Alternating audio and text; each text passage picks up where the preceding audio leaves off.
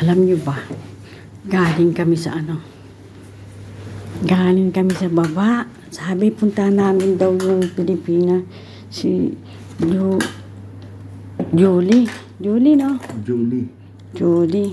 Doon sa Mukato, sa second floor ng mall. You know what? Look at that!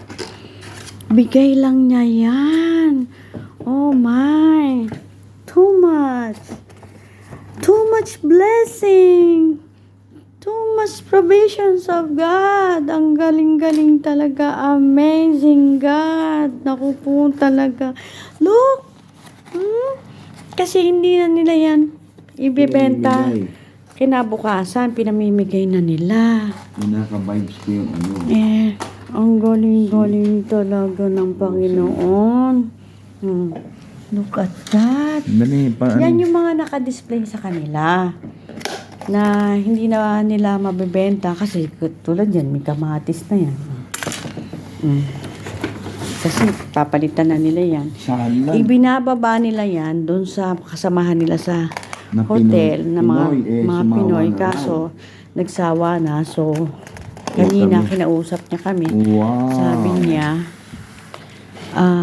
pumunta raw kami ng second floor at bibigyan daw niya kami niyan. Imagine! Napakabuti ng Panginoon talaga sa amin. Oh, grabe.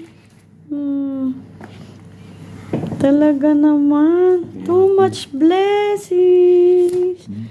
Ay, nako. Kahit siguro isang buwan pa kami dito. Oh, imagine. Ang galing-galing talaga. Kanina libre pa yung aming merienda. Merienda Sa umaga, merienda sa hapon. Oh, ayan oh. Oh my. Look at that. Hindi natatapos. Oh. Hindi natatapos ang aming talaga. Napakabuti ng Panginoon talaga. Grabe, puro paborito mo, Mami. Matamis pa nung watermelon. Hindi ko na mabuksan. Salad to vegetable. Fruits. Wow!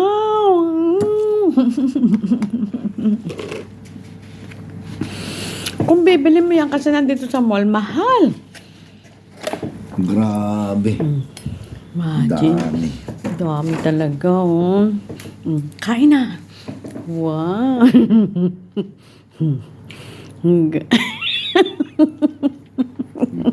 Yummy ba? Yummy?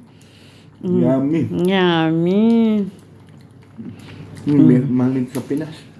Tanan mo na, oh. Ano sabi dito? Grabe.